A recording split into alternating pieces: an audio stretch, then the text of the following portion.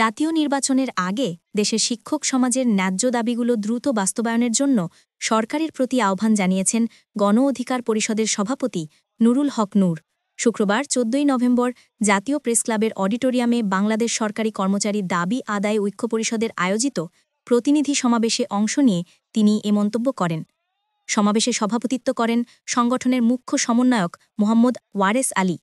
অনুষ্ঠানে বক্তব্য দিতে গিয়ে নুরুল হক নূর বলেন, নবম পে স্কেল নিয়ে বহুদিন ধরে আলোচনা চললেও বাস্তবে তেমন অগ্রগতি নেই। সরকারের মেয়াদ শেষের পথে, তাই নির্বাচনের আগে একটি যৌক্তিক ও গ্রহণযোগ্য বেতন কাঠামো ঘোষণা করা অত্যন্ত জরুরি। এই বেতন কাঠামোর একটা যৌক্তিক সমাধান নবম পে স্কেল নিয়ে দীর্ঘদিন ধরে আলাপ আলোচনা হচ্ছে, ফ্যাসিস্ট সরকার করে নাই। এই সরকার যেন এই বিষয়ে একটা সমাধান দিয়ে যায়। এটা আপনাদের প্রোগ্রামে আসছি সেই জন্য না, আমরা যৌক্তিকতা বিচারেই বলছি।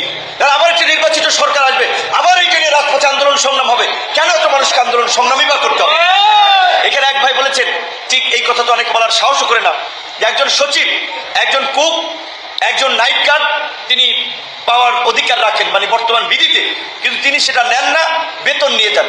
এইখানে যদি ওই সচিবকে পয়সা না দিয়ে যদি দুইটা লোক দেওয়ার ব্যবস্থা হতো, তাহলে দুইটা লোকের কর্মসংস্থান হতো।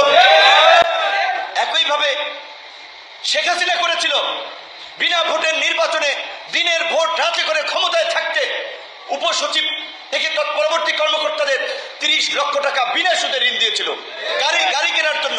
এবং ওই ন্যূনতম এত বৈষম্য চলতে পারে না, কিন্তু তাদের পদোন্নতি এবং পরবর্তী প্রমোশনের ক্ষেত্রে সেখানে একটা বৈষম্য আছে। তো আমরা আশা করি আপনারা যে ভয়েস রেজ করেছেন, এই দেশের বাস্তবতা, নিজের অধিকারের কথা নিজেরা না বললে, সংগঠিত হয়ে রাস্তায় প্রতিবাদ না করলে দাবি আদায় হয় না। আপনারা আপনাদের দাবি আদায় করে নেবেন। এবং তবে একটা কথা বলে আমি শেষ করতে চাই, আপনারা বলেছেন যে ইলেকশনের আগে এই নবম পে স্কেল অনুযায়ী আপনাদের এই সুযোগ সুবিধাগুলো নিশ্চিত করা হোক। আমি আপনাদের সাথে পুরোপুরি একমত, কিন্তু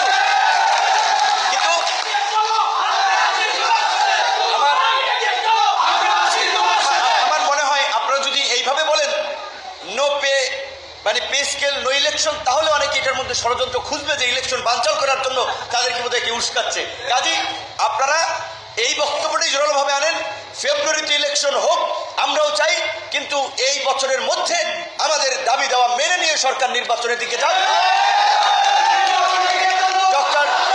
ডক্টর ইউনূস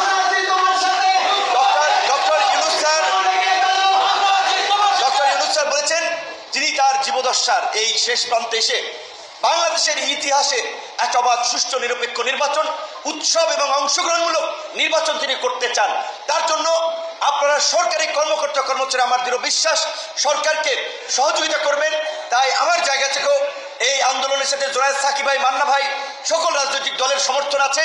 হয়তো এখানে অনেকে আসতে পারে নাই, সরকারকে আমরা অনুরোধ করব, অবশ্যই এই পে স্কেলের বিষয়ে আপনারা এই ডিসেম্বরের মধ্যে একটা সিদ্ধান্ত নেবেন, যেন এই কর্মকর্তা কর্মচারীদেরকে আবার যেন অন্যদের মতো রাস্তায় না নামে। তারা দাবি দেওয়া নিয়ে রাস্তায় নামবে, তখন আপনারা বলবেন যে পরিস্থিতি ঘোলাটে হচ্ছে। কাজেই পরিস্থিতি ঘোলা হওয়ার আগে আপনারা ব্যবস্থা নিন। তিনি আরও বলেন, সরকারি কর্মকর্তা কর্মচারীদের জীবনমান উন্নয়ন ছাড়া রাষ্ট্রযন্ত্র সঠিকভাবে পরিচালনা করা সম্ভব নয়। বর্তমানে বেতনের চরম বৈষম্য রয়েছে, কেউ মাত্র ৮,০০০ টাকা পান, আবার কেউ পান ৭০,০০০ টাকা।